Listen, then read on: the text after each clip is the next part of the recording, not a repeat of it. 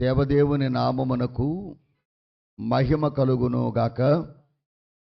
పరిశుద్ధ బైబిల్ గ్రంథములో నుండి ప్రసంగి గ్రంథము 5వ అధ్యాయము మొదటి 2 వచన భాగములను ఈరోజు వాక్య ధ్యానాంశంగా మనము పఠించుకుందాం.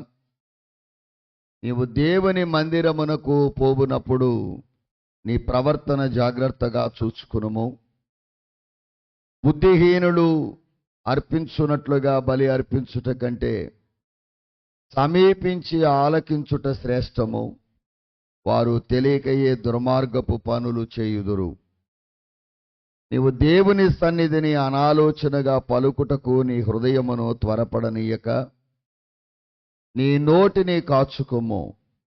దేవుడు ఆకాశమందున్నాడు, నువ్వు భూమి మీద ఉన్నావు. కావున నీ మాటలు కొద్దిగా ఉండవలెను. దేవుడు తన పరిశుద్ధమైన వాక్కులు మన వినికిడిలో భద్రపరిచి దీవించునుగాక. ఈరోజు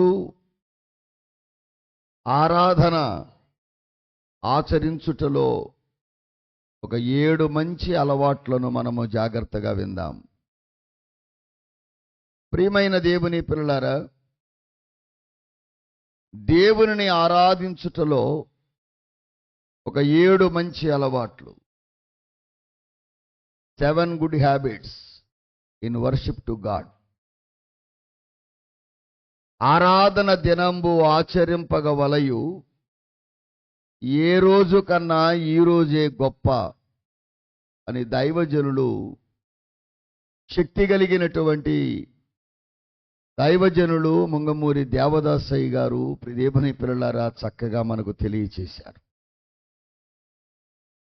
ఆరాధన దినమును ఆత్మగా మనము ఆరాధించినప్పుడు అన్నిటికంటే అందరికంటే ఆరాధన దినమును మనము గొప్పదిగా ఎంచినప్పుడు ఆరాధనలో ఉన్నటువంటి ఆశీర్వాదములు మనకు తప్పకుండా మనకు వస్తాయి. ప్రారంభ ప్రార్థన మొదలుకొని ముగింపు ప్రార్థన వరకు 7 ఆశీర్వాదాలు ఉంటాయి. అందుకనే ఆరాధనకు సమయమునకు వచ్చేవానికి బారెడు దీవెన, ఆరాధనైన అనంతరము మధ్యలో వచ్చేవారికి గుప్పెడు దీవెన, చివరిలో వచ్చేవారికి దోసిడి దీవెన అన్నారు. కనుక ప్రియమైన దేవుని పిల్లలారా, వారమునకు ఒక పర్యాయము వాక్యమును వినేవాడు భక్తుడైతే, ప్రతిదినము వినేవాడు శిష్యుడు లేదా శ్రేష్ఠుడైతే, వారానికి ఒక్కసారి కూడా వాక్యము విననివాడు భ్రష్టుడవుతాడు. అందుకే యోహాను సువార్త 10వ అధ్యాయము 35లో దేవుని వాక్యము ఎవరికి వచ్చునో వారు దైవములు అని పిలువబడతారు. కనుక దేవుని వాక్యము సమయమునకు దేవుని పిల్లలారా మన యొద్దకు వచ్చినా, మనము సమయానికి వెళ్ళినా దేవుని ప్రక్కన కూర్చుని అర్హత సంపాదిస్తాం. అన్ని పనులకు మనము ముందుంటాం, దేవుని పనికి మాత్రం వెనుకాడి వెనక్కి తగ్గిపోతాం. దేవుని ఆరాధించుటలో ఉన్న 7 మంచి అలవాట్లు. ఆరాధించేవాడు ఉండవలసిన 3 లక్షణాలు. 1 కోరిక ఉండాలి, 2వది తెలివి ఉండాలి. పెరిగిన నజరేతునకు వచ్చెను, తన వాడుక చొప్పున విశ్రాంతి దినమందు సమాజ మందిరములోనికి వెళ్ళి చదువుటకై నిలిచి ఉండగా. మొదటిది దేవుని పిల్లలారా, ఆదివారపు ఆరాధన దినమును మనము విశ్రాంతి దినము అంటున్నాం, లేదా పునరుద్ధానపు దినము అంటున్నాం. ఈ పునరుద్ధానపు దినాన్న ఏమి చేయవలెను అంటే సమాజముగా మనము కూడుకోవాలి. సంఘమంతా కూడా ఒక సమాజముగా మనము కూడుకొని దేవునిని ఆరాధించాలి. 6 దినాలు కూడా దేవుడు మనకు చేసినటువంటి ఉపకారములను స్తుతిస్తూ కృతజ్ఞతతో దేవుని మందిరమునకు మనము సమాజముగా వచ్చి కూడుకోవాలి. అందుకే చూడండి, అక్కడ తన వాడుక చొప్పున విశ్రాంతి దినమందు సమాజ మందిరములోనికి వెళ్ళి చదువుటకై నిలిచి ఉండగా, ప్రభు అయిన యేసుక్రీస్తు విశ్రాంతి దినమునకు అలవాటు కలిగిన వాడు. వాడుక అంటే అలవాటు. కనుక దేవుని యొక్క ఆరాధనకు వెళ్ళడం మన గృహములో అందరికీ అలవాటుగా ఉండాలి. దేవుని పిల్లలారా, పండుగలకు వెళ్ళడం ఆనవాయితీ ఏమో గాని ఆదివారము ఆరాధనకు రావడం అనేది అలవాటుగా ఉండాలి. ఆరోగ్యం బాగుండలేదనో, లేకపోతే నేను రాలేననో, ఏవేవో ఆరాధనకు దేవుని పిల్లలారా సాకులు చెప్పేవారు చాలా మంది ఉన్నారు. నేనంటాను, సమాజముగా కూడుకోవాలి అని దేవుడు చెప్పాడు. కనుక ఎక్కడ కూడుకోవాలి, ఎందుకు కూడుకోవాలి, ఎలా కూడుకోవాలి, ప్రతి విషయానికి 3 విషయాలు జత చేసి చెప్తాను. ఎక్కడ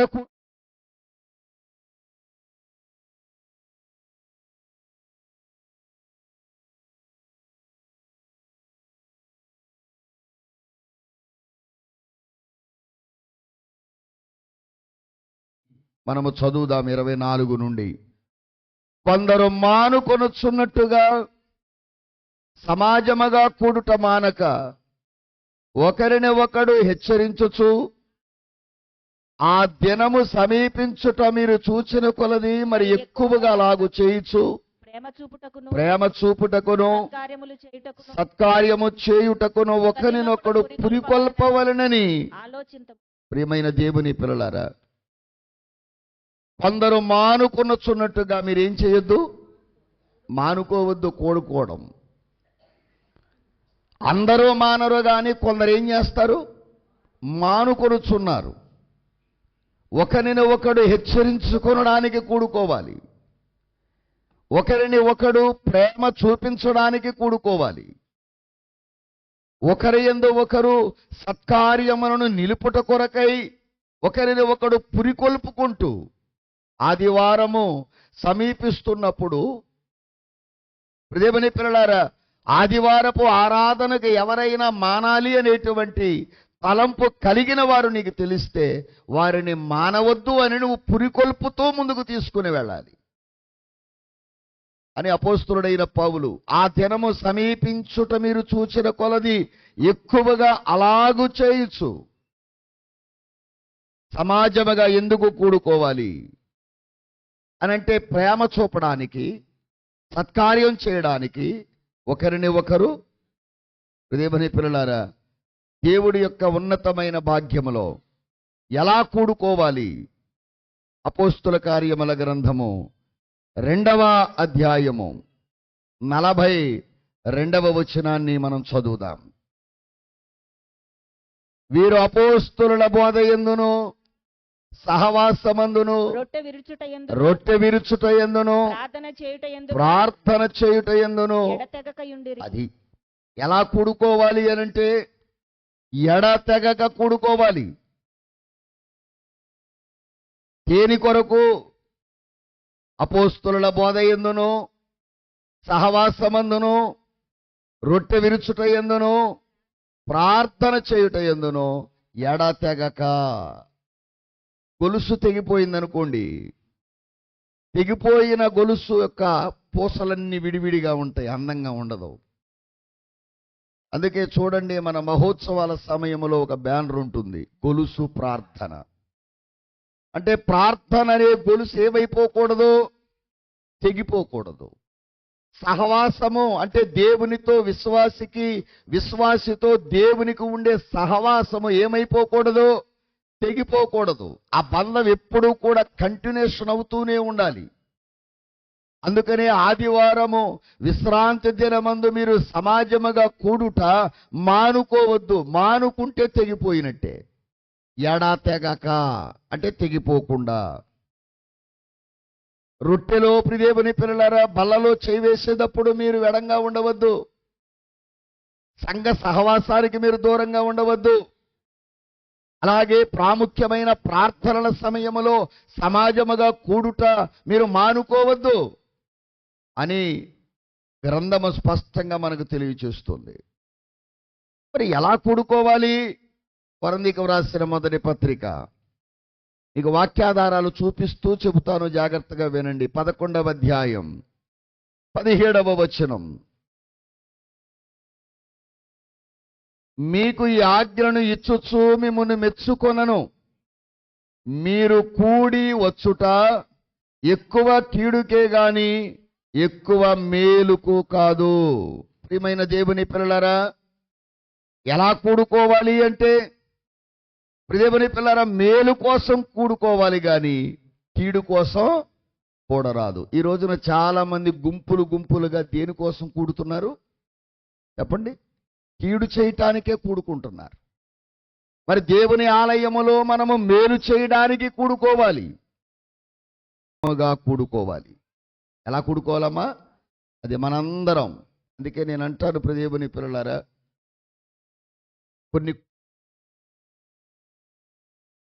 కొన్ని సంఘాలు కలిస్తే ప్రియదేవుని పిల్లలారా ఒక మిషను.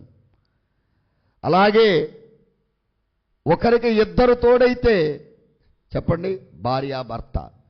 ఆ భార్యాభర్తకు బిడ్డలు కలిగితే అది ఒక కుటుంబం. కొన్ని కుటుంబాలు కలిస్తే ఒక పెద్ద సమాజం.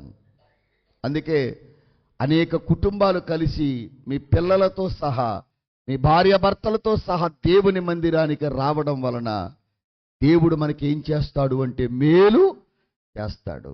ఒకరిని ఒకరు హెచ్చరించుకుంటూ, ఎందుకు మానుతున్నావు మందిరానికి? దేవుని కంటే మనకి ధనమేమి ఎక్కువ కాదు, ఈ పనేమి ఎక్కువ కాదు. దేవుడు మనల్ని దీవిస్తాడు. అందుకే సమాజముగా కూడుట మనము మానుకోవద్దని, మానుకునే వారిని చెప్పండి, మానని వారు ఏం చేయాలి? హెచ్చరించాలి. రెండవది, ప్రేమ చూపాలి, సత్కార్యం కూడా చెయ్యాలి. ఇది మొదటిది. త్వరగానే చెప్పి ముగిస్తాను. రెండవది, మార్కు సువార్త 1వ అధ్యాయము 35వ వచనాన్ని మనం చదువుదాం. ప్రియదేవుని పిల్లలారా, 35వ వచనం. ఆయన పెందలక్కడనే లేచి ఇంకను చాలా చీకటి ఉండగానే బయలుదేరి అరణ్య ప్రదేశమునకు వెళ్ళి అక్కడ ప్రార్థన చేయుచుండెను. ప్రియమైన దేవుని పిల్లలారా, రెండవది, సమాజముగా కూడిన మనము ఆరాధనలో చేయవలసిన రెండవది ప్రార్థన చేయాలి. ఏం చేయాలి? ఆరాధనకు ముందు కొన్ని సంఘములలో ప్రియదేవుని పిల్లలారా 3 విశ్వాసులు గాని 7 విశ్వాసులు గాని ప్రార్థన చేస్తారు. అయ్యా, ఈరోజు ఆరాధనకు వచ్చే వారిని దీవించండి, ఈరోజు చెప్పే వర్తమానికుడిని మీరు ఆశీర్వదించండి, మాతో సూటిగా మాట్లాడండి అని ఆరాధనకు ముందు ఏం చేయాలట? ఇప్పుడు చెప్పండి. ఆయన పెందలకడ లేచి ఇంకను చీకటి ఉండగానే బయలుదేరి అరణ్య ప్రదేశమునికి వెళ్ళి అక్కడ ప్రార్థన. పెందలకడ లేవడం అంటే వేకువజామున. మరి పెందలకడ ప్రార్థనకు లేచే అలవాటు మనకుందా? లేచినప్పుడే ప్రార్థన చేయడమా? పెందలకాడ లేచి ప్రార్థన చేస్తున్నారా? లేచినప్పుడే ప్రార్థన అనుకుంటున్నారా? ఇంకా చీకటి ఉండగానే, ఏముండగానే? అది సృష్టిలో ఉన్న చీకటి. ప్రియదేవుని పిల్లలారా, ఇంకా సూర్యుడు ఉదయించక ముందు ఉన్న చీకటి. నేనంటాను, మన ఇంటిలో ప్రియదేవుని పిల్లలారా చీకటి సంబంధమైన కార్యాలు ఉన్నవి కదా. మరి పెందలకడ లేచి ఏం చేయాల? ప్రార్థన. పరిస్థితులను మార్చేది ఏమిటి? మాట్లాడండి. ప్రార్థన విశ్వాసికి ఉచ్ఛ్వాస నిశ్వాస లాంటిది, ఊపిరి లాంటిది ప్రార్థన. ఆక్సిజన్ వంటిది ప్రార్థన. మన బ్రతికిస్తుంది, మనకు ఎదుగుదలకు ఉపయోగపడుతుంది. ఒక్కో మెట్టు ఎక్కడానికి ఉపయోగపడేది ప్రార్థనా మెట్లే. అంధకారం అలుముకున్న ఈ కాలములో పెందలకాడ లేచి ప్రార్థించే అలవాటు మనం కలిగి ఉండాలి. పెందలకాడ లేచి ప్రార్థించే అలవాటు కలిగిన వారు ఆరోగ్యంగా ఉంటారు. ఇంకా చెప్పాలి అనంటే ఆత్మీయ జీవితంలో గొప్పగా ఎదుగుతారు. పెందలకాడ లేచి పనిలోకి వెళ్ళే అలవాటు ఉంది. పెందలకాడ లేచి దేవుని పిల్లలారా ఏవేవో చేసే అలవాటు ఉంది. కానీ దేవాదేవుని మ్రొక్కాలిండి అనే పాటలో దైవజనులు చక్కగా రాశారు. మంచము దిగగానే మొదట మోకాళ్ళుని. దేవుని పిల్లలారా, పరమ తండ్రికి మనం ఏం చేయాలా? ప్రార్థన చేయాలి. కనుక దేవుడు మనకిచ్చిన ఈ శ్రేష్టమైనటువంటి భాగ్యం ప్రార్థన చేయుట. ఏం చేయుట? ప్రార్థన చేయుట. అందుకే దేవుని పిల్లలారా, ఏమని ప్రార్థించాలి? ఎందుకు ప్రార్థించాలి? చూద్దాము రండి. లూకా సువార్త 22వ అధ్యాయము 46వ వచనం. 22:46. మీరెందుకు నిద్రించుచున్నారు? శోధనలో ప్రవేశించకుండునట్లు లేచి ప్రార్థన చేయుడి. ఇప్పుడు చెప్పండి, ఎందుకు ప్రార్థన చేయాలి? అది పాపము ఒక శోధన, వ్యాధి ఒక శోధన, నిద్ర ఒక శోధన. దేవుని పిల్లారా, శరీరములో పుట్టే అనేకమైన కోరికలు ఒక శోధన. ఈ శోధనలు జయించాలంటే, ఈ శోధనలో ప్రవేశించకుండా ఉండాలంటే మనం ఏం చేయాలా? పెందరకడ లేచి సమాజముగా కూడి ఆ సమాజ మందిరములో మనం కూడా ఏం చేయాలి? ప్రార్థన చేయాలి. ఆరాధనలో మంచి అలవాటు ప్రార్థన చేసుకొనుట. పెందలకడ దేవుడి మందిరానికి వెళ్ళి ఆ మందిరములో కూడిన మనం ఏం చేయాలంట? ప్రార్థన చేయాలి. ఎందుకు చేయాలయ్యా? శోధనలో ప్రవేశించకుండా. ఏమని చేయాలి? ప్రభువా, ఈ శోధన నుండి నన్ను తప్పించు. కొంతమందికి ఆలస్యం అలవాటు, అది ఒక శోధన. కొంతమందికి ఆదివారమే లేనిపోని పనులన్నీ వచ్చి కూర్చుంటాయి.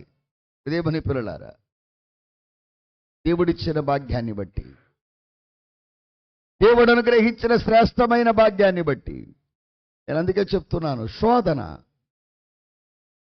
ఏదో ఒక శోధన వస్తుంది. ప్రమాదముల శోధన, చెప్పాలి అనంటే బంధుమిత్రాదుల శోధన. ఈ శోధనలు వస్తాయి. ఈ శోధనలు జయించటం మన వల్ల కాదు. కానీ దేని వల్ల అవుతుంది? ప్రార్థన ద్వారా మనము శోధనను జయించు. వారు దేవుణ్ణి అడగవలెను, అప్పుడది అతనికి అనుగ్రహింపబడును. ఆయన ఎవరిని గద్దింపక అందరికీ ధారాళముగా దయచేయువాడు. అయితే అతడు ఏమాత్రమును సందేహింపక విశ్వాసముతో అడగవలెను. మీలో ఏముండకూడదు ఇప్పుడు? చెప్పండి అమ్మా. అది సందేహం లేకుండా లేనివాడు ఎక్కడికో ఎగిరిపోదాం అనుకుంటాడు. కానీ సముద్ర తరంగం ఎగిరి ఎక్కడ పడద్ది? మళ్ళీ అక్కడే పడుద్ది. దేవుని పిల్లలారా, అది ఎప్పుడైనా చాలా జాగ్రత్త. జ్ఞానము సందేహింపక జ్ఞానముతో మనము విశ్వాసముతో దేవుణ్ణి అడగవలెను. ఎందుకు అడగాలండి అనంటే, తిమోతికి వ్రాసినటువంటి మొదటి పత్రిక. ఎందుకు ప్రార్థన చేయాలి అంటే శోధనలో ప్రవేశించకుండా. ఎందుకు అడగాలి దేవుణ్ణి విశ్వాసముతో అనంటే, తిమోతి మొదటి పత్రిక 2వ అధ్యాయం 1వ వచనములో సంపూర్ణ భక్తియు కలిగి నెమ్మదిగాను సుఖముగాను బ్రతుకు నిమిత్తము, అది నెమ్మదిగా బ్రతకడానికి, సుఖంగా బ్రతకడానికి ప్రార్థన ఎందుకు చేయాలి? ఇప్పుడు చెప్పండి అమ్మా. నీ జీవితంలో నెమ్మది కలగాలంటే నువ్వేం చేయాలి? దేవుడి మందిరములో చెప్పండి అమ్మా. ఎవరో మాట్లాడట్లేదు, మీరు ఉన్నారా లేరా? అయితే నేనేమన్నా ఈ కెమెరా ముందు నిలబడి మీరెవరో లేకుండా చెప్పుకుంటూ పోతున్నానా? ఉన్నారమ్మా? ఎందుకు ప్రార్థన చేయాలి? నెమ్మదిగా బ్రతకడానికి, సుఖముగా బ్రతుకుట కొరకు మనం ప్రార్థన చేయడమే కష్టం అనుకుంటుంటే, ప్రార్థనకు వెళ్ళడమే కష్టం అనిపిస్తుంటే, ఇంకా నీ కష్టాలు, నీ కడగండ్లు తీరేదెప్పుడు? చెప్పండి మీరు. దేవుని పిల్లలారా, ప్రార్థన చేయడమే కష్టతరం అయిపోయింది కొందరికి. ఆరాధన అంటే దేవుని పిల్లలారా ఆలస్యంగా వెళ్ళడం అలవాటు అయిపోయింది. అదేమంటే కొంతమంది ఏం చెప్తారంటే, మనం వెళ్తాం కానీ అక్కడ ఎవరు ఉండరుగా, అయ్యగారు కూడా అయ్యయ్యో చూసుకుని ఆరాధనలో మళ్ళీ వస్తాడు, అప్పటికి వెళ్దాంలే. పాటలేగా పాడేది, పాటలైతే దేవుణ్ణి ఆరాధించటం కాదా? పాడట్లేదు మీరు. మీలో ఎంతమంది ప్రారంభ ప్రార్థనకు మందిరంలో ఉంటున్నారు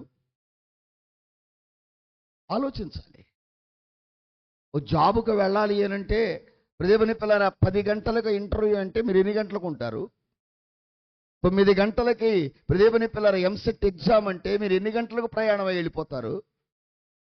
పలానా టయానికి ప్లాట్ఫామ్ నుంచి ట్రైన్ వెళ్ళిపోద్ది అని తెలిస్తే మీరు ఎన్ని గంటలకు వెళ్ళి ముందు కూర్చుంటారు టికెట్ తీసుకుని? ఆరాధన అంటే దేవుని పిల్లలారా ఆలస్యంగా వచ్చేవాడు వెనకబడిపోతాడు, ముందు వచ్చేవాడు దేవదాసయ్య గారు చెప్పిన మాట ప్రభు ప్రక్కన కూర్చుంటాడు. ఎక్కడ? అది. ఇప్పుడు మీలో చాలా మంది ప్రభు ప్రక్కన కూర్చోలేదు, దూరంగా కూర్చున్నారు. ముందు వచ్చిన వారు ఎక్కడ కూర్చున్నారు? ప్రియ దేవుని పిల్లలారా, దేవుడిచ్చిన భాగ్యాన్ని బట్టి, ప్రభువిచ్చిన ఈ శ్రేష్టమైన భాగ్యములో ప్రార్థన చేయుట ఎందుకు చేయాలండి? ఆ తిమోతి భక్తుడు అంటున్నాడు కదా, నెమ్మదిగా సుఖముగా బ్రతుకు నిమిత్తము అన్నిటికంటే ముఖ్యముగా. చాలు దేవుని పిల్లలారా, సుఖంగా బ్రతకడానికి ఎలా ప్రార్థించాలి? లోకా సువార్త 18లో ఒక అన్యాయస్తుడైనటువంటి న్యాయాధిపతి దగ్గరకు పదే పదే వచ్చామే ఏం చేసింది? గోజాడింది. అవునా? అంటే ప్రార్థనలో మీరు కూడా ఏం చేయాలి? గోజాడాలి.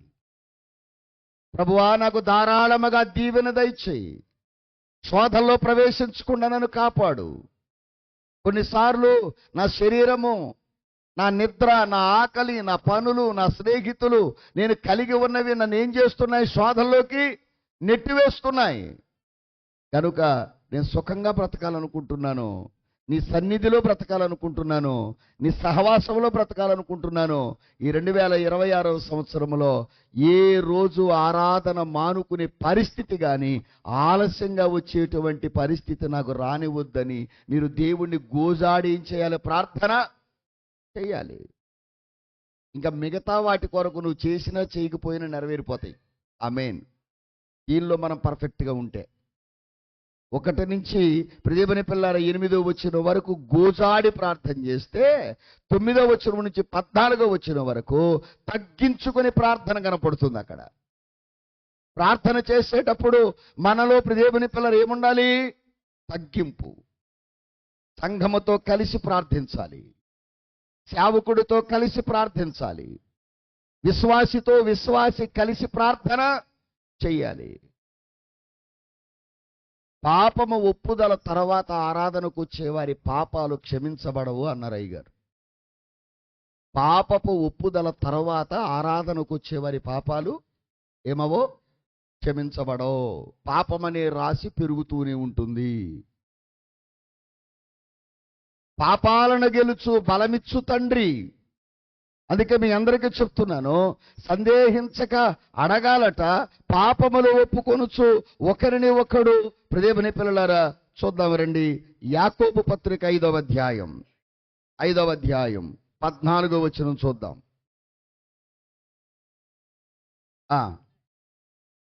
సంఘపు పెద్దలను పిలిపింపవలెను, వారు ప్రభువు నామమున అతనికి నూనె రాసి అతని కొరకు ప్రార్థన. మంచిది. తర్వాత విశ్వాస సహితమైన ప్రార్థన ఆ రోగిని ఏం చేస్తుంది? దేవుని పిల్లలారా తర్వాత మాటలో మీ పాపములు ఒకరిని ఒకడు ఒప్పుకోనుడి 16వ వచనములో. తర్వాత 17వ వచనములో ఏలియా మన వంటి స్వభావము కలిగిన మనుషుడే, చెప్పండి, ఆసక్తితో ప్రార్థన చేశాడు. అంటే దేవుని పిల్లలారా దేవునికి ప్రార్థన చేసేటప్పుడు ఒకని పాపములు ఒకడు ఒప్పుకోవాలట. నీ భర్త చేసే పాపాలు నీకు తెలుసు, భారీగా నువ్వేం చేయాలి? ప్రార్థన చేసి ఒప్పుకోవాలి. నీ ఇంటిలో నీ బిడ్డలు చేసే పాపాలు తల్లిగా, తండ్రిగా, భార్యగా, భర్తగా, బిడ్డలుగా మీకు తెలుసు. పాపాలు దేవుని పిల్లల కప్పెట్టొద్దు, కంపు కొడతాయి. నువ్వు దేన్నైతే దాస్తావో ఆ దాచిందే నిన్ను దోచుకుపోద్దని ప్రభునామం పేరట మీకు తెలియచేస్తున్నాను. దాయొద్దు. ఏమంటే రోగం ఏమన్నా దాచుకోవడానికి అది మంచిదా చెప్పండి? అది పాపం కూడా దాచుకోవద్దండి. కొంతమంది ఏమంటారంటే పాస్టర్ గారికి తెలియనివ్వకండి, కోప్పడతాడు. మరి ఎవరికి తెలియాలి?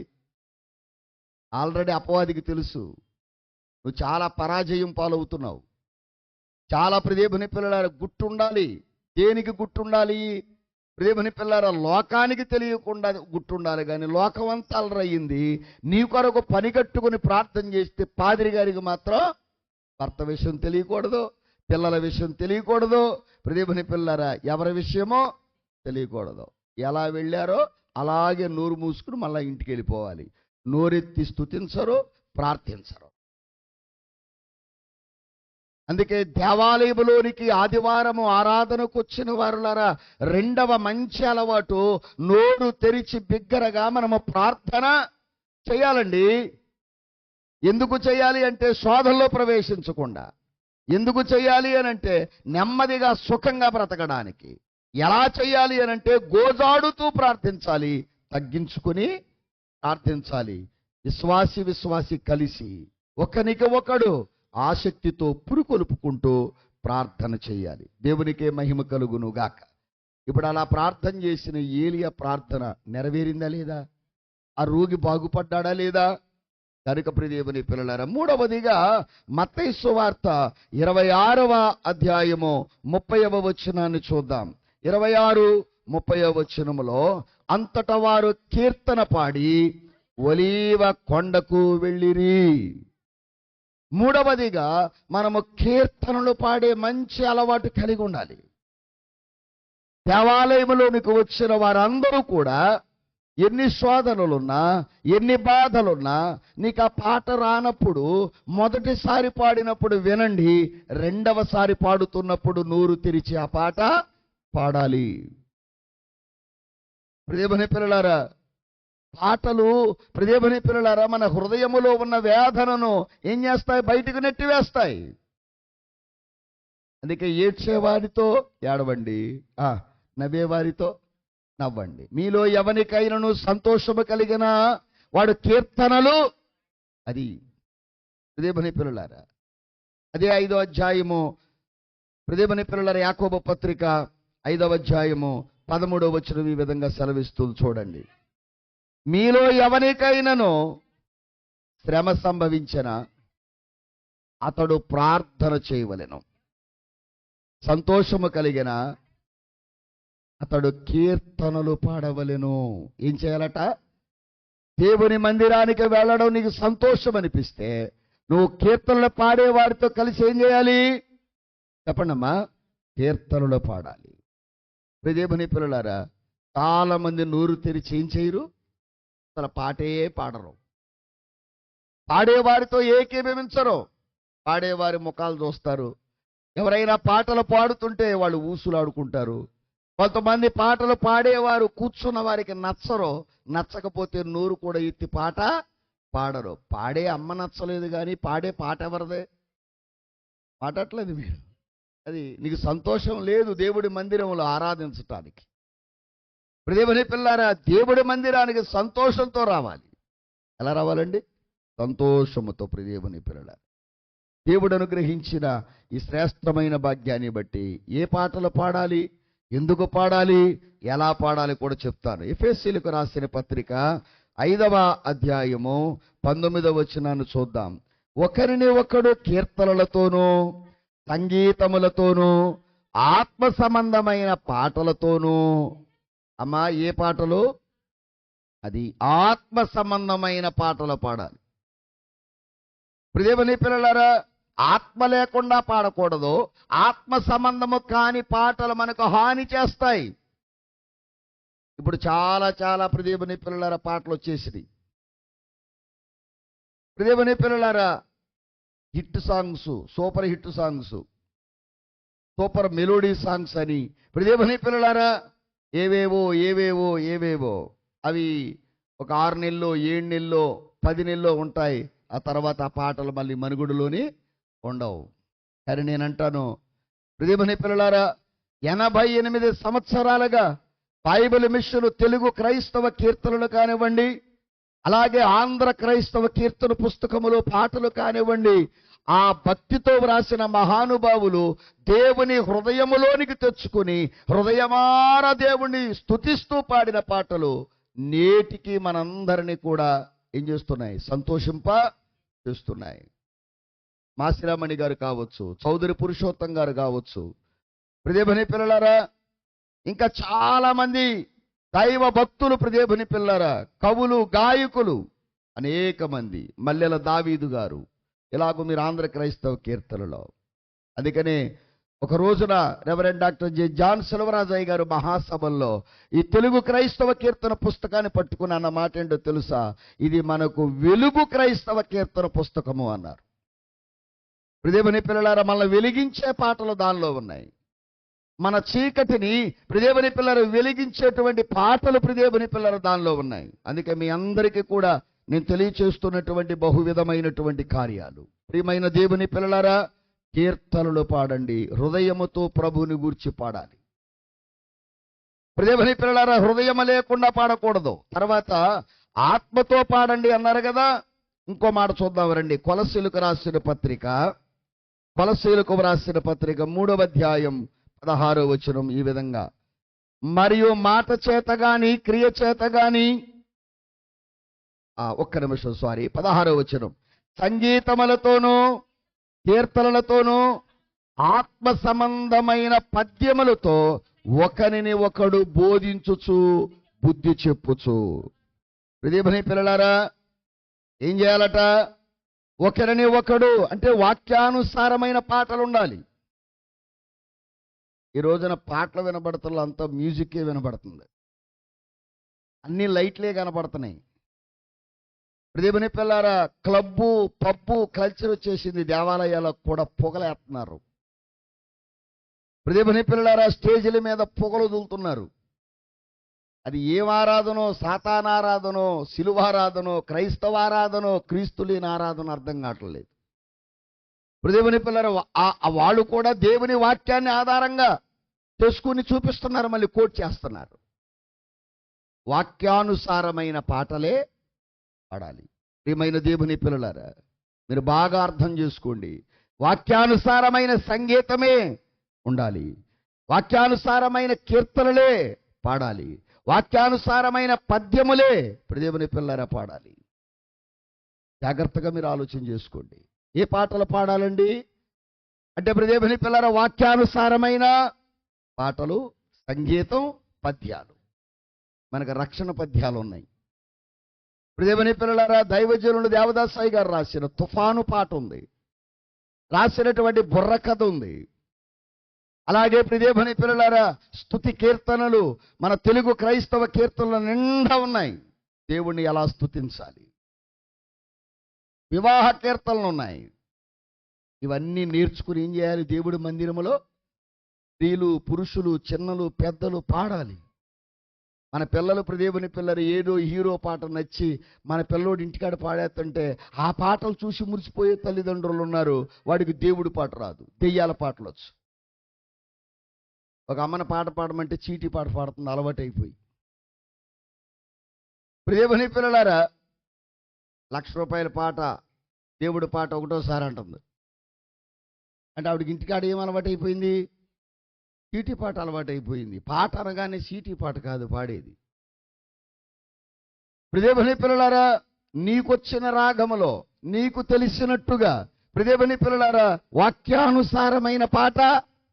ఒకవేళ పామరులం, చదువు లేని వారం, అక్షరాలు అక్కడక్కడ దోషం రావచ్చు, సరి చేసుకుని పాడండి. పాట పాడాలని ఆసక్తి ఉంటే పెందలకడని దేవుడి మందిరానికి వస్తాం. దేవుడికి ఇచ్చిన వరాన్ని నువ్వు గుడ్డలో మూట కట్టి ప్రియమైన పిల్లల పాతి పెడితే నష్టమేమి లేదు. కానీ ఇచ్చిన ఆయనకి ప్రియమైన పిల్లలారా, నీ దగ్గర ఆ వరాన్ని తీసి ఆ వాడుకునే వాడికి దేవుడు ఆ వరాన్ని ఇచ్చేస్తాడు. గుర్తుపెట్టుకోండి. మీలో ఈ రోజున గుండె మీద చేసుకుని ఆత్మానుసారంగా కొంతమంది ప్రియమైన పిల్లలారా దగ్గరోడు ఎవడో చచ్చిపోయాడని ఆరాధన అయిపోగానే లేచి వెళ్ళిపోయారు. దేవుని పిల్లలారా, ఇప్పుడు వాళ్ళు వాక్యమైన దేవుడికి ఎక్కువ విలువిచ్చారా, చచ్చిపోయినోడికి ఎక్కువ విలువిచ్చారా? మాట్లాడలేదు మీరు. మరి అది కనుక ప్రియమైన దేవుని పిల్లలారా, వీళ్ళు విశ్వాసులు. మళ్ళీ ఇటువంటి వాళ్ళు రాకుండా ఉన్నారనుకోండి, దేవుడికి స్తోత్రం. ఇప్పుడు వెళ్ళిపోయేటప్పుడు వాళ్ళు ఏమి నేర్పారు? పాఠం. మాట్లాడలేదు మీరు. ఏదైనా అవసరత ఉంటే ఆరాధనలో కానుకేసేసి మనం కూడా వెళ్ళిపోవచ్చు అని వెనక కూర్చున్న మీలాంటి వాళ్ళకు కూడా వీళ్ళు ఒక పాఠం నేర్పారు. ఇప్పుడు ఇవాళ వాళ్ళు ఒకళ్ళయ్యారు, ఇద్దరయ్యారు, రేపు నలుగురు అవుతారు. వీళ్ళు వెళితే చచ్చిపోయినోడు లెగుస్తాడా? నేను నిందించి మాట్లాడట్లేదు. చావు ఎవరికి చెప్పి రాదు. కానీ ఆరాధన దినంబు ఆచరింపగవలయు ఏ రోజు కన్నా ఎవరికన్నా ఏది గొప్పది? మన ఆత్మీయ తండ్రి రెవరెండ్ విశ్వాసరావయ్య గారు మొదటి ఆదివారం మరణించారు.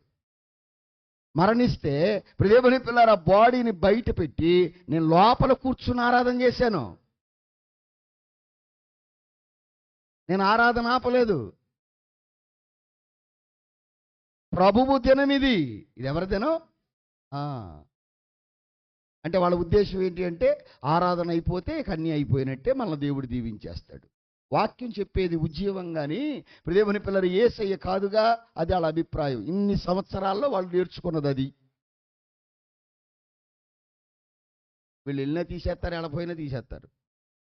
అటువంటిప్పుడు పొద్దుటే వెళ్ళి చూసేసి యేసు రక్తమే జీవం అనుకుని చిన్న ప్రార్థన చేసుకుని స్నానం చేసి ఎక్కడికి వచ్చేయాలా? మందిరానికి వచ్చేయాలా? అత్తగారు వెళ్ళిపోయింది, అత్తగారు అడుగు జాడల్లో కోడలు కూడా వెళ్ళిపోయింది. హృదయపని పిల్లారా, మళ్ళీ ఇంటి దగ్గర ఈ కోడలు ఇద్దరు మాట్లాడుకోరు. ఇంకా వాళ్ళ స్వకీయులు ఇక్కడే ఉన్నారు. వీళ్ళు వెళ్ళి వాళ్ళకి చెప్పినా ఇబ్బంది ఏమి లేదు. దేవుడికే మహిమ కలుగును గాక. నాకు దగ్గరుడే, నాకు మేనమామే, నాకు బయటోడేం కాదు. నాకు కూడా మేనమామ వరుస అవుతాడు. స్వయాన నా పెద్దమ్మకు అల్లుడు.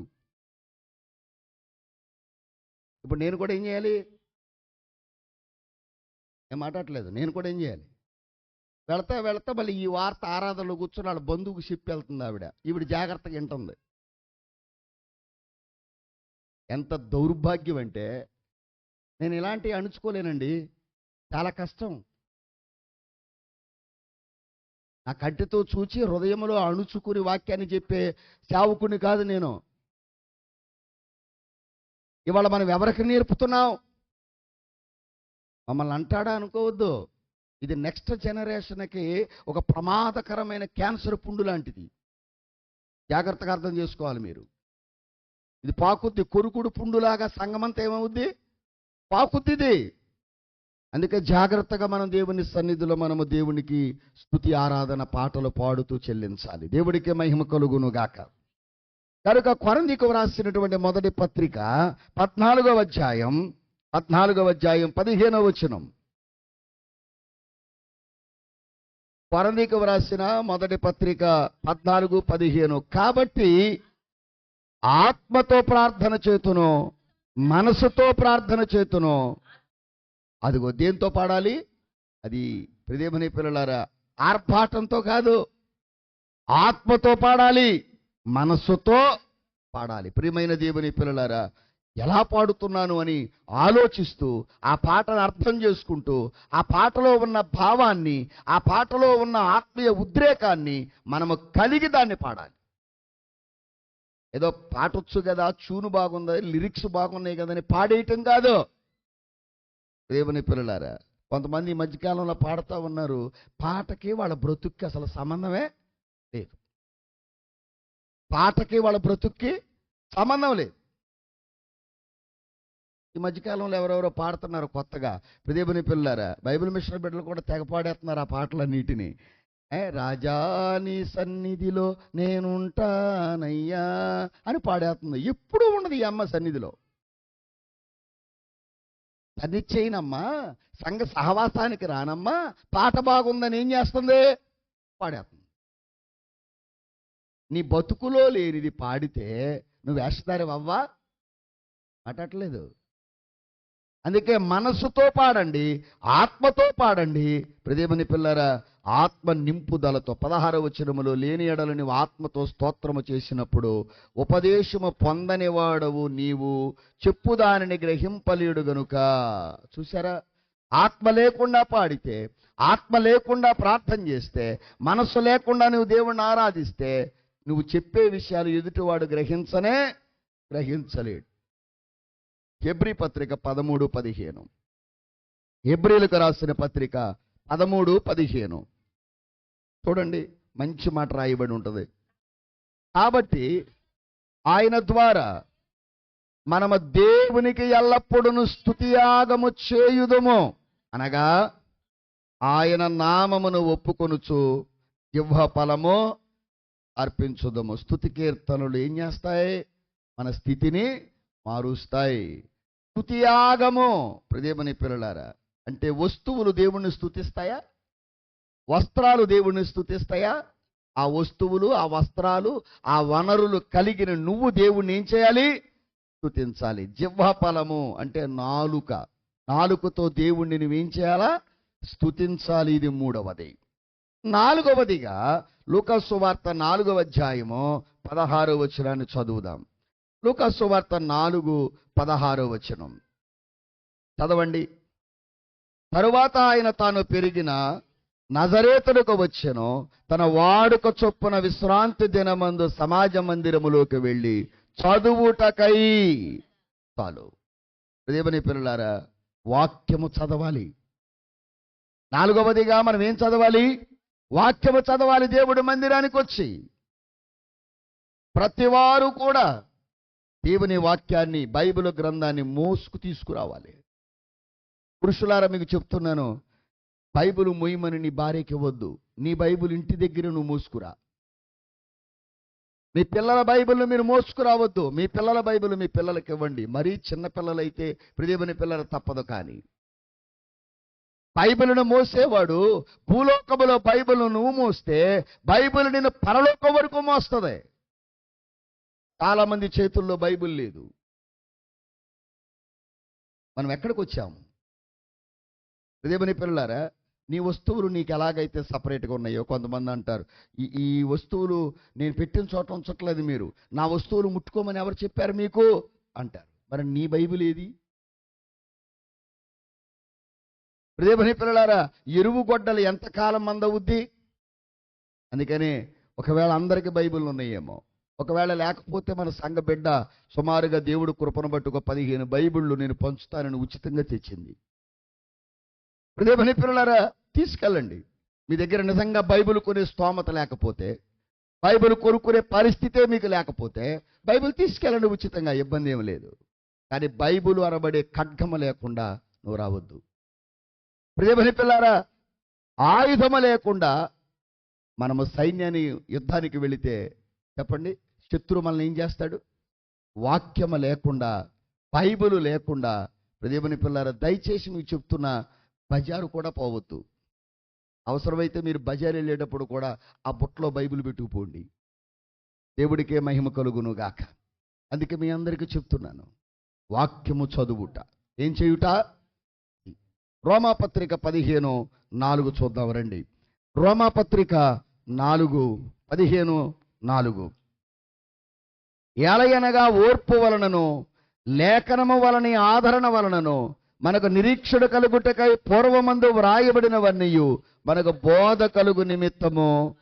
అది లేఖనము వలన మనకేం కలుగుద్ది? ఆదరణ కలుగుద్ది.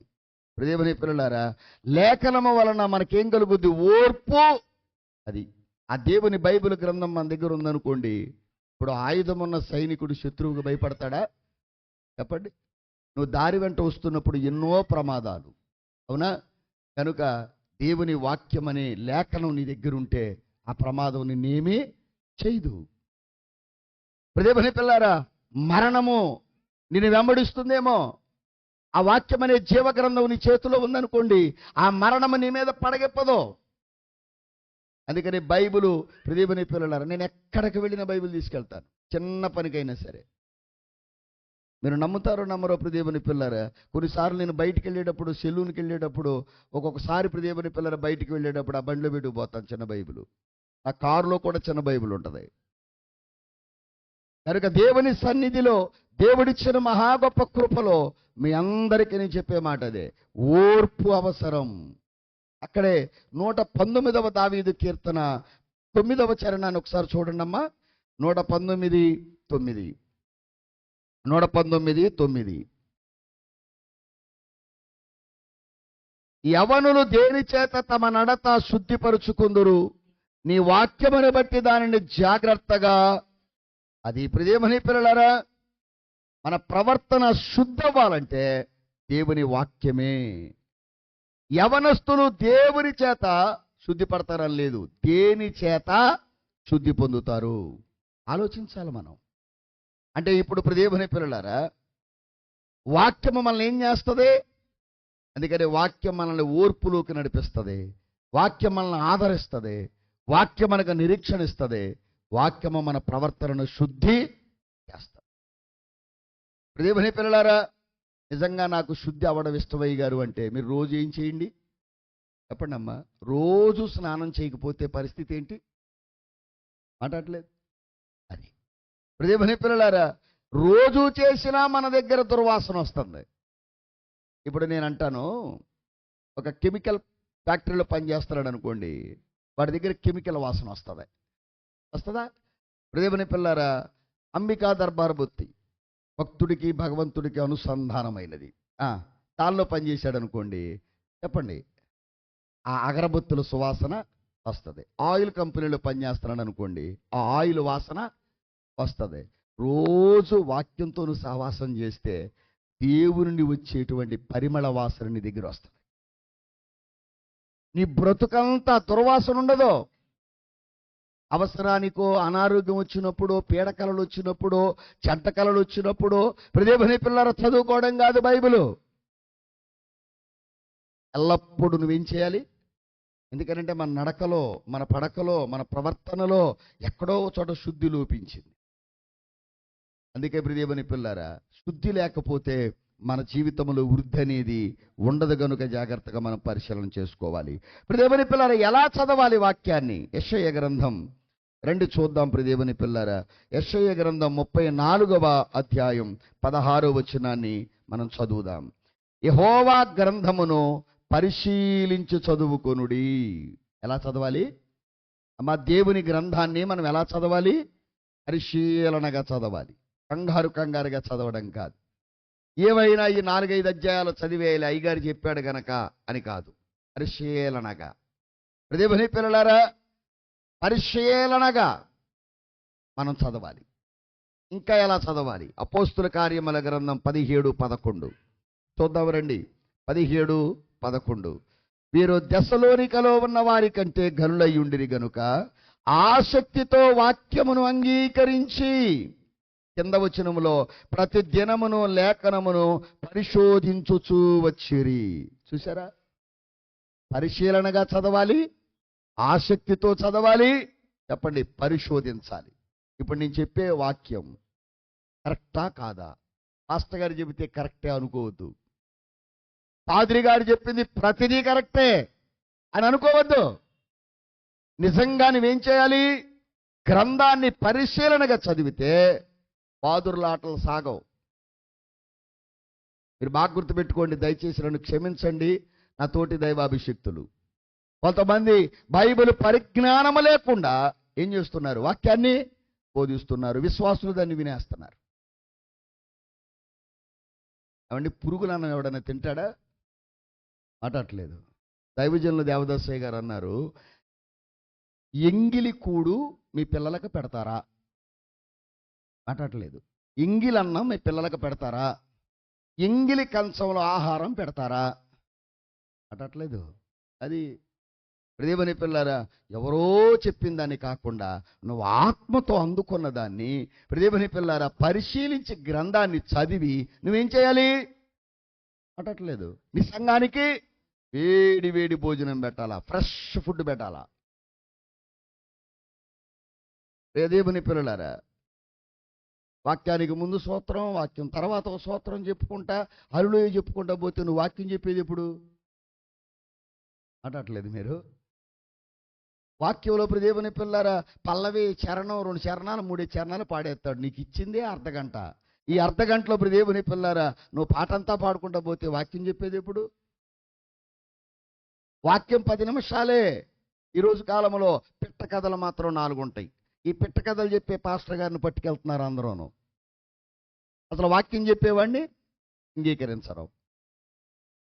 అందుకే మీ అందరికీ చెప్తున్నాను, వాక్యం రానోడు పిట్ట కథలు చెప్తాడు, వాక్యం వచ్చినోడు ఏ పిట్ట కథ చెప్పడం. కనుక జాగ్రత్త. వాక్యము చదువుట ప్రాముఖ్యం. ఎలా చదవాలి, ఏం చదవాలి, ఎందుకు చదవాలంటే రోమా 15:4 ప్రకారం నీకు ఓర్పు కోసం వాక్యం చదవాలి, నీ ఆదరణ కోసం వాక్యం చదవాలి, నీ నిరీక్షణ కోసం వాక్యం చదవాలి. ప్రవర్తన శుద్ధి చేసుకోవడానికి వాక్యం ఎలా చదవాలి? పరిశీలనగా. కొన్నిసార్లు అప్పుడప్పుడు మనం దూరాన ఉన్న వ్యక్తి మనకు సరిగా కనిపించకపోతే ఏం చేస్తాం? పరిశీలనగా చూస్తాం.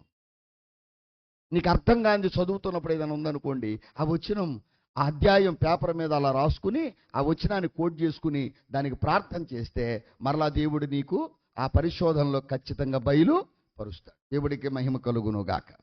మంచిది దేవుని పిల్లలు, ఆసక్తితో చదవండి. వాక్యమును ఆసక్తితో చదవాలట. లేఖన బలులు ప్రతిదినము లేఖనములను ఏం చేయాలి? పరిశోధించాలి. అమ్మ, వండుకున్నప్పుడల్లా బియ్యంలో రాళ్ళు ఏరాలా? మాట్లాడలేదు. వండుకున్నప్పుడల్లా బియ్యం కడగాల? వండుకున్నప్పుడల్లా ఆ వండే పాత్రను కడగాల? వండుకున్నప్పుడల్లా దేవుని పిల్లల కూరలో ఉప్పు వేయాలా? ప్రతి కూరలోను ఒక కూరలో వేస్తే చాలదా ఏంటి? ఒక ఆయన దేవుని పిల్లలారా దేవాలయానికి రాడు. ఆ విశ్వాసి మాత్రం దేవుడి మందిరానికి వెళ్ళి వాక్యం వింటా ఉంటుంది. ఆ యజమాని అన్నాడట, దేవుని పిల్లలారా మీ దేవుడు అబద్ధీకుడు, మీరు ఆరాధించే మీరు కూడా అబద్ధీకులే అన్నాడట. అంటే అదేంటి అంత మాట అన్నావు నువ్వు అని అంటే, మరి నిజమే కదా, మీ పాస్టర్ గారు ఎన్ని వాక్యాలు చెప్పాడు, ఏమైనా మీకు గుర్తున్నాయా? ఏమైనా మీకు జ్ఞాపకం ఉన్నాయా? మరి మీరు అబద్ధికులు కాక ఎవరు అసలు? అన్నీ గుర్తుపెట్టుకోవాలి కదా. వెళ్ళని నేనే గుర్తెట్టుకుంటున్నాను, వెళ్ళి మీరు గుర్తెట్టుకోవట్లేదు కదా అన్నాడట. ఆ జ్ఞానవంతురాలైన ఇల్లాలందట ఈలోపు, నిజమే, నేను ఒక ప్రశ్న అడుగుతాను, చెప్పు. చెప్పు ఏంటి? నేను పెళ్ళై వచ్చిన కొత్తలో నేను నీకు వండి పెట్టిన కూర ఏం కూర చెప్పు అందంట. పెళ్ళైన కొత్తలో, పోనీ మన ఇద్దరికి మ్యారేజ్ అయ్యి సుమారుగా 15-20 సంవత్సరాలు అయ్యింది కదా. ఈ 15-20 సంవత్సరాల్లో 15 ఏళ్ల కిందట వండి పెట్టింది జ్ఞాపకం లేకపోతే 5 సంవత్సరాల క్రితం వండి పెట్టింది గుర్తు తెచ్చుకుని చెప్పు అని అంటే ఎలా గుర్తుంటుంది? అది గుర్తుండదు. మరి నేను కూరలు బాగా వండుతానా? బాగా వండుతావు. రుచిగా ఉంటాయా? రుచిగా ఉంటాయి. అంటే అప్పుడు ఈ ఇల్లాలందట, మాకు వాక్యాల జ్ఞాపకం లేకపోయినా ఆ వాక్యాల యొక్క సారం మాత్రం మా హృదయంలోనే ఉంది. నీకు కూర ఏం కూర గుర్తులేదు కానీ దాని రుచి నీకు గుర్తుంది కదా అటట్లేదు లేదా? బాగా వండుతాను అనే సంగతి నీకు తెలిసింది కదా. క్రైస్తవులైన మేం కూడా అంతేనయ్యా. క్రీస్తు వాక్య సారం మాలో పనిచేస్తుంది. ఏ వాక్యం ఎప్పుడు చెప్పాడో మనుషులమైన మేము మర్చిపోవచ్చు కానీ ఆ సారం మాత్రం మాలో నుండి వెళ్ళదో. అది గుర్తుపెట్టుకోండి.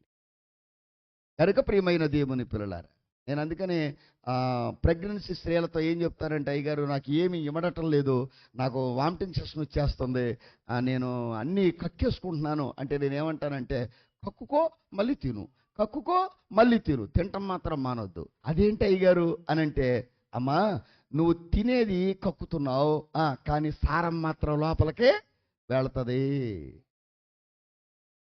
వాక్య సారం మనలోకి వెళ్ళింది అనుకోండి, అది మనలో నుండి ఎవడో దాన్ని తీసేయలేడు. ఉప్పే నిస్సారం అయిపోతే సారమ దేని వలన వచ్చును?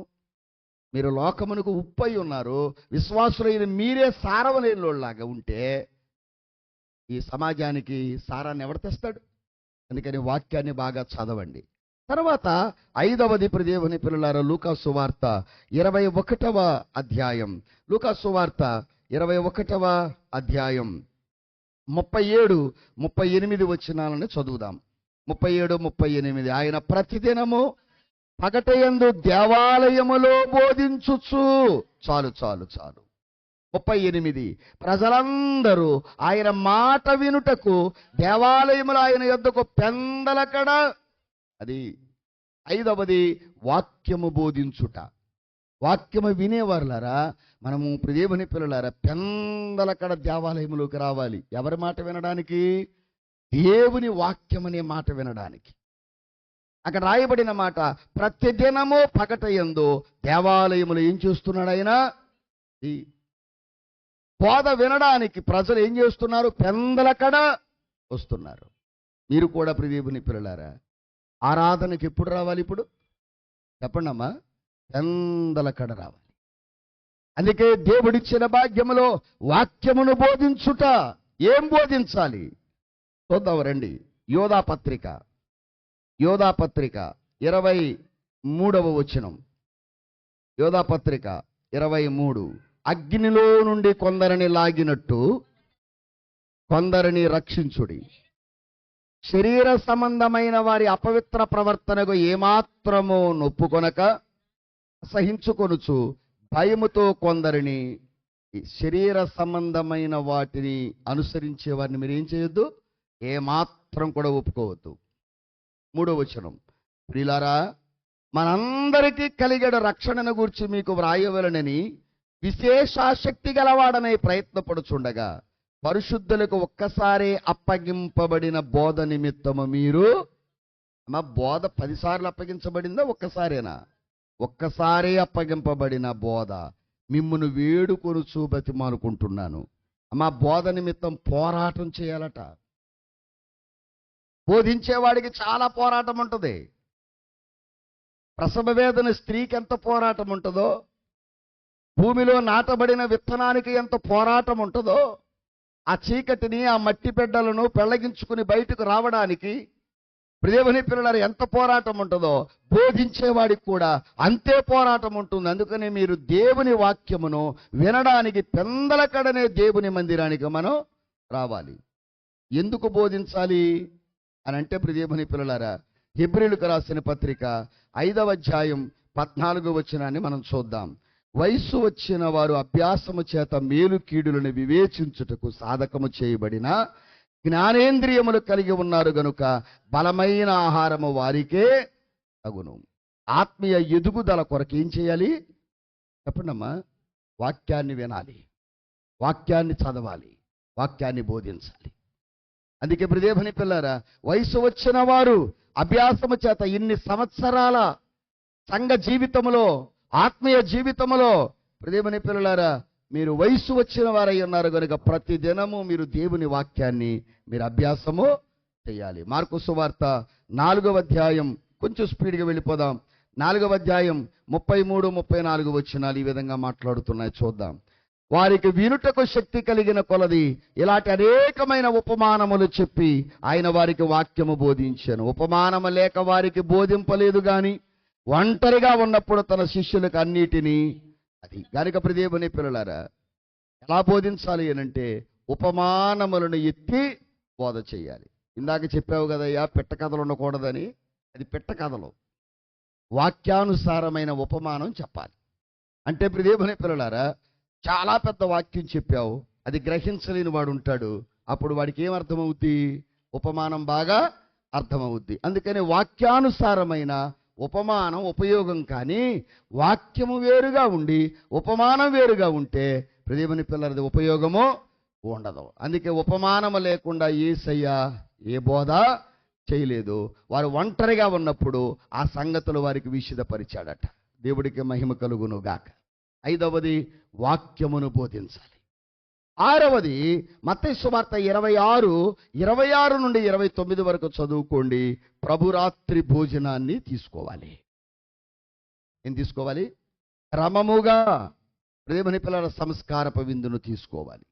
ఎందుకు తీసుకోవాలి అనంటే కొరింథీయులకు రాసిన మొదటి పత్రిక 11:23 నుండి 31 వరకు క్రీస్తును జ్ఞాపకం చేసుకుంటూ, క్రీస్తు శిలువను జ్ఞాపకం చేసుకుంటూ, ఆయన మరణాన్ని జ్ఞాపకం చేసుకుంటూ, ఆయన మరణములో ప్రచురించిన అనేకమైన మాటలను జ్ఞాపకము చేసుకుంటూ, నిన్ను నీవు స్వపరీక్ష చేసుకుంటూ బల్లారాధనలో మనము చేయాలి.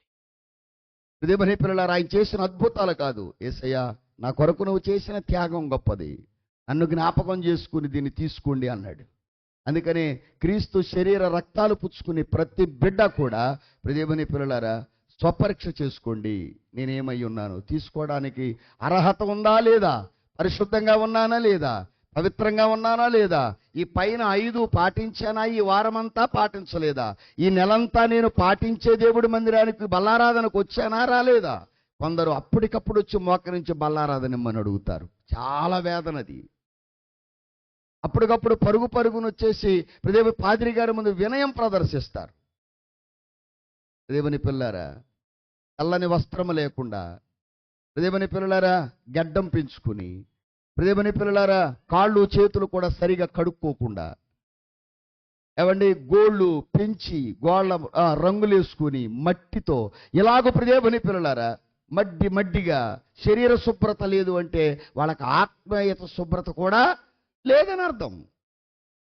కొంతమంది చూడండి పేదవారిగా పూరుగుడిసెల్లో ఉంటారు, చాలా క్లీన్గా గ్రీన్గా ఉంటారు. వాళ్ళు అంటే దేవుని పిల్లలు క్లీన్గా ఉండడానికి ధనంతో ధనవంతుడితో పనేమీ లేదు, బుద్ధిలో ఉండాలి.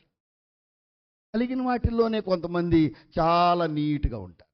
కొంతమంది దేవుని పిల్లలారా సరిగా స్నానం చేయరు, సరిగా తలదూవుకోరు. సరే, ఇవన్నీ దేవుని పిల్లలు ఇప్పుడు ప్రస్తావించేవి కాకపోయినా, అందుకని అపోస్తుల కార్యముల గ్రంథం 20వ అధ్యాయం 7వ వచనం, కొరింథీ మొదటి పత్రిక 11:33లో మీరు చదువుకోండి, ఎలా తీసుకోవాలో మీకు అర్థమవుద్ది. వివేచింపక తిని త్రాగువాడు శిక్షావిధికే. అందుకనే 6వది ఆరాధనలో మంచి అలవాటు ఏమిటి అని అంటే ప్రభు రాత్రి భోజనం మంచిది. 7వది దేవుని పిల్లల లూకా సువార్త 21వ అధ్యాయం దేవుని పిల్లలారా మొదటి నుంచి కొన్ని చూస్తే, కానుక పెట్టెలో తమ కానుకలు వేయుచున్న ధనవంతులను ఆయన పారజూచెను. ఈ పేద విధవరాలు అందరికంటే ఎక్కువ వేసినని మీతో నిజముగా చెప్పుచున్నాను. వారికి కలిగిన సమృద్ధిలో నుండి కానుకలు వేసిరి, కానీ తన లేమిలో తనకు కలిగిన జీవనమంతయు కానుకేసిందట. ప్రియమైన దేవుని పిల్లలారా, నేను అందుకే చెప్తున్నాను, 7వదిగా కానుకలిచ్చుట. ఆదివారపు ఆరాధనలో దేవుని పిల్లలారా కానుక వేయాలి. ఉపదేశించువాడికి అన్నిటిలో మంచి పదార్థములు ఇవ్వాలి అంటే దేవుని పిల్లలారా ముందు ఇచ్చేయడం అని కాదు అక్కడ అర్థం. దేవునికి మనం ఏమి ఇవ్వాలి? నువ్వు కానుక కాకుండా దేవుడికి కానుక వేస్తే దాన్ని అంగీకరించడు. ఎన్నో శ్రేష్టమైనవి తెచ్చాడు కయ్యేను, కానీ దేవుడు అంగీకరించలేదు.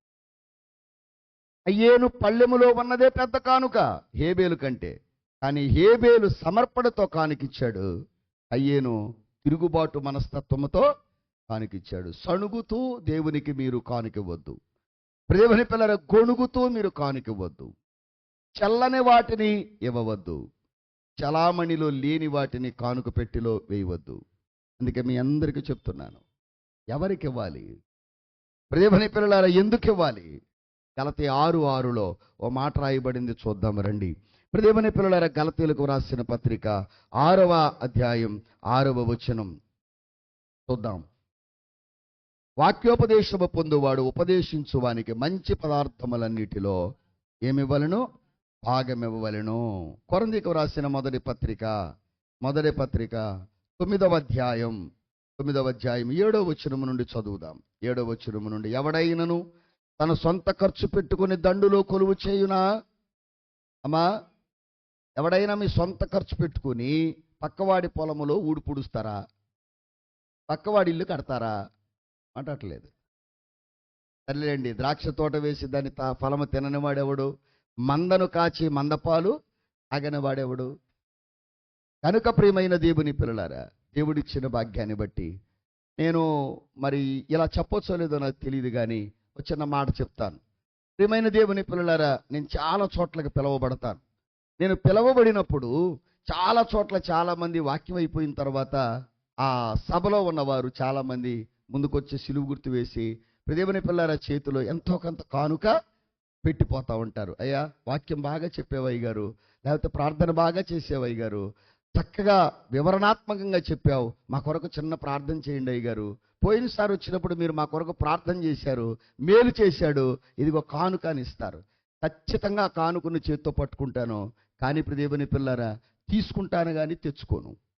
ఏం చేస్తానో తెలుసా? ఆ సంఘ కాపరిని కేకేసి ఆ సంఘ కాపరికి ఆ కానుక అప్పచెప్పి వచ్చేస్తాను. దేవుడికి మహిమ కలుగును గాక. ఎందుకని? ఆ సంఘ కాపరి ప్రేమతో నన్ను పిలిచాడు, వాక్యం చెప్పినందుకు నాకు భోజనం పెట్టాడు, ఎంతో కొంత నాకు ఆయన ఏమి ఇస్తున్నాడు? కానుక ఇస్తున్నాడు. కానీ వీళ్ళు వచ్చిన వాళ్ళు దేవుని పిల్లలు ఆ సంఘ కాపరికి ఇమ్మంటే ఎవరు గనక నేను తీసుకుని ఏం చేస్తాను అని అంటే ప్రార్థన చేసి, అయ్యా ఎవరిచ్చారో తెలియదు, చేతిలో పెట్టారు, ఇదిగో దీనికి నువ్వు అర్హుడివి, నువ్వు దీనికి అర్హుడివి, మంద నీది, సంఘము నీది, కష్టం నీది, కన్నీరు నీది. నేను కేవలం ఈరోజు ఏం చెప్పడానికి వచ్చాను? వాక్యం చెప్పడానికి వచ్చాను. ఆ వాక్యం చెప్పినందుకు నువ్వు నాకు మంచి గౌరవం ఇచ్చావు, నువ్వు మంచి భోజనం పెట్టావు, నువ్వు మంచి కానుక నాకు ఇచ్చావు, కానీ ఇది నీది, నువ్విచ్చేది నాది. దేవుడికి మహిమ కలుగునుగాక. ఇప్పటి వరకు ఆ సాక్ష్యాన్ని నేను ఎక్కడా కోల్పోలేదు. అలా వేల రూపాయలు నా చేతులు పెట్టిన వారు ఉన్నారు. దేవుని పిల్లారా, మానవుడిగా కంటితో చూస్తే ఆశపడతానేమో అని దేవుని పిల్లారా నేను చూడకుండా కూడా ఇచ్చేసిన దినాల సంఘ కాపరయ్య గారు, ఈరోజు నేను మీకు ఇచ్చిన కానుక కంటే ప్రార్థన చేసి మీరు నాకు అప్పచెప్పిన కానుక ఎక్కువ ఉందండి అని అన్న అయ్యగారులు కూడా చాలామంది నాకు తెలుసు. ప్రియమైన దేవుని పిల్లలారా, అందుకే బహుశా దేవుడు నన్ను దీవించాడేమో. ఎందుకు దీవించాడో, ఏ కోణంలో నుంచి దీవించాడో నాకు అర్థం కాదు. ఇప్పుడు నేను అడగనాయన్ని, పరలోకి వెళ్ళిన తర్వాత ఖచ్చితంగా అడుగుతాను. నా ప్రభువుని నేను కలుసుకున్న దినమందు ఖచ్చితంగా అడుగుతాను. అందుకే నేను అంటున్నాను, కానుక నమ్మకంగా దేవుడికి ఇవ్వాలి. దేవుని పిల్లలారా, చణుగుతో ఇవ్వద్దు, గొణుగుతో ఇవ్వద్దు, నా దగ్గర లేదు అనొద్దు. ప్రభువా నువ్వు ఇస్తే నీకు ఇస్తాను నాయన. నీ కోరికలకు చాలా ఉంది, నీ ఆశలకు చాలా ఉంది, నీ అవసరతలు తీర్చుకోవడానికి చాలా ఉంది నీ దగ్గర. అప్పైనా చేస్తావు, వడ్డీకైనా వెళ్ళిపోతావు, వాటి కోసం మళ్ళీ కష్టపడి ఆ వడ్డీలు కడతావు, అసలు తీరదావు. దేవుని పిల్లలారా, దేవుడిచ్చిన భాగ్యాన్ని బట్టి, ప్రభు అనుగ్రహించిన శ్రేష్టమైన భాగ్యములో దేవునికి మనము ధారాళముగా ఇవ్వాలి. ధారాళముగా దేవుడికి ఇచ్చిన వాడు ఖచ్చితంగా దీవించబడతాడు. అందుకే బైబిల్ మిషను అమెరికా మీద ఆధారపడిన మిషన్ కాదు. దేవుని పిల్లారా, ఎవరి మీద ఆధారపడింది కాదు. దైవజనులు దేవదాసయ్య గారు అన్నారు, నేను మీరు జీతం అడిగితే జీతం ఇవ్వగలను, కానీ నెల అయ్యేసరికి నా వైపు చూస్తారు కానీ మీరు దేవుడి వైపు చూడరు. జీతాలు తీసుకునే పాదులు చాలా మంది ఉన్నారు. సంఘాన్ని వారు దేవుని పిల్లలారా కసాయి వారులాగా, కసాయి కాపరులాగా ఫోటోలు తీసి అమ్మేస్తారని మీ పేరు చెప్పుకొని దేవుని పిల్లలు దండుకుంటారు. మీ పేరు మీద లోన్లు తెచ్చుకుంటారు, మీ పేరు మీద సైకిల్ తెచ్చుకుంటారు, మీ పేరు మీద టీవీలు తెచ్చుకుంటారు, కుట్టు మిషన్లు తెచ్చుకుంటారు. నీకోటి ఇస్తాడు, అన్నాలుగు అమ్ముకుంటాడు. దేవుని పిల్లలారా, నీ మిషన్ అలాంటిది కాదు, నీ సంఘం అలాంటిది కాదు, నీ సేవకుడు అలాంటి వాడు కాదు. కానీ నేను ఒక మాట చెప్పనా, ఆ విదేశాల నుంచి తెచ్చుకునే దేవుని పిల్లలారా వారందరికంటే కట్టలేని గొప్ప మందిరాలు ఆకాశమందున్న దేవుడు మన చేత కట్టిస్తున్నాడు. గట్టిగా చప్పట్లు కొట్టి దేవుని కనపరుద్దాం. రేపు 3 దినాల మహోత్సవాలు చూడండి. రేపు 3 దినాల మహోత్సవాలు దేవుని పిల్లరా, ప్లేటుకు 10 రూపాయలని, ప్లేటుకి 20 రూపాయలని ముందుగానే టికెట్లు బుక్ చేసుకున్న వారికి మాత్రమే లోపలికి ఎంట్రన్స్ ఉంటుందని చెప్పే మిషన్లు చాలా ఉండగా, నువ్వు ఎప్పుడు వచ్చినా 24/7 లక్షల మందికి ఉచితంగా భోజనం పెట్టేది బైబిల్ మిషన్ బిడ్డలు. దేవుడికి మహిమ కలుగునుగాక. ఇది దేవుడు మనకిచ్చిన గొప్ప కానుక. అవును, నీ గుప్పిడి బియ్యంతోనే, నువ్విచ్చే ఆ సేరు బియ్యంతోనే, నువ్విచ్చే ఆ చందా డబ్బులతోనే లక్షల మందికి దేవుని పిల్లలు మనం భోజనాలు పెట్టగలుగుతున్నాం. ఇంకా లారీలకు లారీలు మిగిలిపోయి ఉంటాయి ధాన్యం. దేవుని పిల్లలారా, దేవుడిచ్చిన గొప్ప భాగ్యం. నా చిన్నతనంలోనండి బియ్యం వెళితే గాని వంట, కొత్త బియ్యంతో పెట్టేవారు, కడుపు నొప్పి వచ్చేది. కానీ ఈ రోజుల్లో పాత బియ్యం. ఏ బియ్యం? పాత నిలవ గోడవంలో ఉన్న బియ్యాన్ని తెచ్చి వండుతున్నారు. చక్క వేడివేడి ఆహారం, వేడివేడి సాంబారు. దేవుని పిల్లలు సుమారు 20 లక్షల మంది ఉదయం సాయంకాలం. అంటే దేవుని పిల్లలారా, 20 లక్షల మంది జనానికి 2 పూట్ల భోజనం అంటే లెక్కేసుకోండి. పొద్దుట సాయంకాలం 40 లక్షల మంది లెక్కేసుకుంటే 3 దినాలకే దేవుని పిల్లలు 6 పూటలకే చెప్పండి 6 ఎంత? 1,20,00,000 మంది తింటున్నారు. ఇంతమందికి బైబిల్ మిషన్ వారు ఏం పెడుతున్నారు చెప్పాలి మీరు.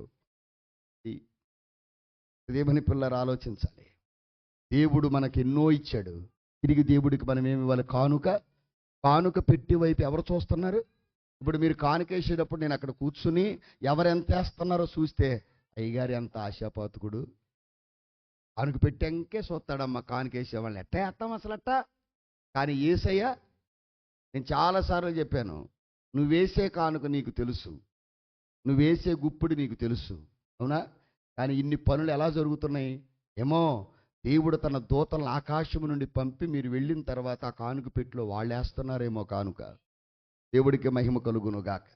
అందుకే దేవుని పిల్లారా, ఆయనను చూచిన అంతాయు సరియౌనో మిత్రుడ రారమ్ము. ప్రియమైన దేవుని పిల్లలారా, కొరింథీ మొదటి పత్రిక 16:2, కొరింథీ రెండవ పత్రిక 9:7 నుండి 9 వరకు చదువుకోండి. తిమోతి మొదటి పత్రిక 5:10 చదువుకోండి. ప్రియ దేవుని పిల్లలారా, హృదయ నిశ్చయతతో దేవుడికి మనం కానుక ఇవ్వాలి. కనుక ప్రియ దేవుని పిల్లలు, ఇప్పుడు ఆరాధనలో ఎన్ని దీవెనలు ఉన్నాయి? 7 దీవెనలు ఉన్నాయి. దేవుని ఆరాధించుటలో 7 దీవెనలు దేవుడు మనకిస్తాడు. కనుక ప్రియమైన దేవుని పిల్లలారా, దేవుడిచ్చిన భాగ్యాన్ని బట్టి నువ్వు ధారాళముగా దేవుడికి గుప్పెడి విప్పగలిగితే నీ ఆకాశ వాక్యంలను, నీ బేదతనాన్ని గుర్తు చేసుకోవద్దు, నీ లేమిని జ్ఞాపకం చేసుకోవద్దు. ప్రియమైన దేవుని పిల్లలారా, దేవుడు అనుగ్రహించిన భాగ్యములో నేను ఆరాధన చేసే ఏ దేవాలయానికి వెళ్తానో అన్ని దేవాలయాల్లో నేను కానుకేసి వస్తాను. నువ్వు ఒక్క దేవాలయంలో ఒక్క ఆరాధన కానుకేయటానికి ఇబ్బంది పడుతున్నావు. నేను ఎన్ని ఆరాధనలు చేస్తానో, ఎన్ని చేస్తానో మీకు చెప్పలే కానండి, ఇది లైవ్ కనుక. దేవుని పిల్లలారా, ఎన్ని ఆరాధనలు చేస్తానో అన్ని ఆరాధన కానుక పెట్టిలో ఏం చేస్తాను? నేను కానుకేసి వస్తాను. దేవుని పిల్లలారా, నా ఆత్మీయ తండ్రి గారు నన్ను ఒక మాట అన్నారు. అర్ధరాత్రి అవని, తెల్లవారుజామున అవని, దశమ భాగం తీసిన తర్వాతే పడుకో. ఒకవేళ ఆ రాత్రి ఆ మంచం మీదే ప్రభు నిన్ను పిలిస్తే పరలోకం వెళ్ళిన తరువాత ఆ దశమ భాగానికి నువ్వు బాకీ పడతావురా అని చెప్పాడు. నేటికి ఆ పనిని నేను నెరవేరుస్తూ వస్తాను. దేవుడికి మహిమ కలుగునుగా. అందుకే ధారాళంగా దేవుడు నన్ను దీవించాడేమో.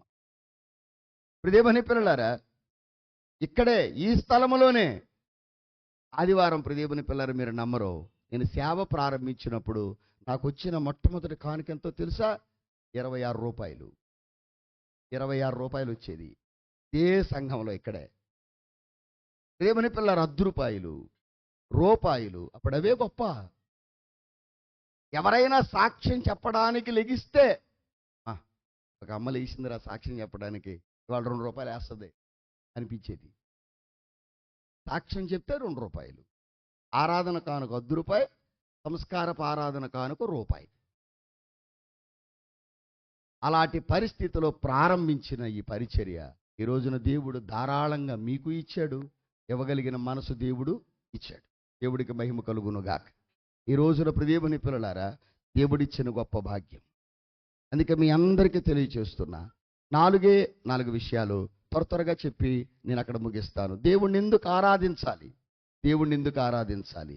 దేవుని పిల్లలారా, సమూయేలు 2వ గ్రంథం 22వ అధ్యాయం 18 నుండి 22 వరకు, అయ్యా 7 దీవెనలు ఉన్నాయి ఆరాధనలు అన్నావు కదా, ఎందుకు దేవుణ్ణి ఆరాధించాలి అని అంటే, దేవుని పిల్లలారా మీ అందరికీ చెప్తున్నాను, బలవంతులైన మన పగవారి చేతిలో నుండి, ద్వేషించే వారి వశములో నుండి దేవుడు మనల్ని ఈ వారమంతా రక్షించినందుకు దేవుణ్ణి ఆరాధించాలి. దేవుడికి మహిమ కలుగునుగాక. న్యాయాధిపతుల గ్రంథం 2వ అధ్యాయం 18వ వచనములో, మన శత్రువుల చేతిలో నుండి మనల్ని రక్షించినందుకు దేవుణ్ణి మనం ఆరాధించాలి. మన శత్రువు రోగమై ఉండొచ్చు, మన శత్రువు లేమై ఉండొచ్చు, మన శత్రువు మన ఊరై ఉండొచ్చు, మన శత్రువు మన యొక్క వీధి వారై ఉండొచ్చు. వాళ్ళందరి చేతుల్లో నుండి మమ్మల్ని రక్షించినందుకు మేమేం చేయాలి? దీన్ని ఆరాధన చెయ్యాలి. మూడవదిగా ప్రియమైన పిల్లలారా, కీర్తనల గ్రంథం 34:6లో మన శ్రమలన్నిటిలో నుండి మనల్ని రక్షించిన దేవుని మనం ఆరాధించాలి. మన శ్రమలన్నిటిలో నుండి దేవుడు మనల్ని ఏం చేశాడు?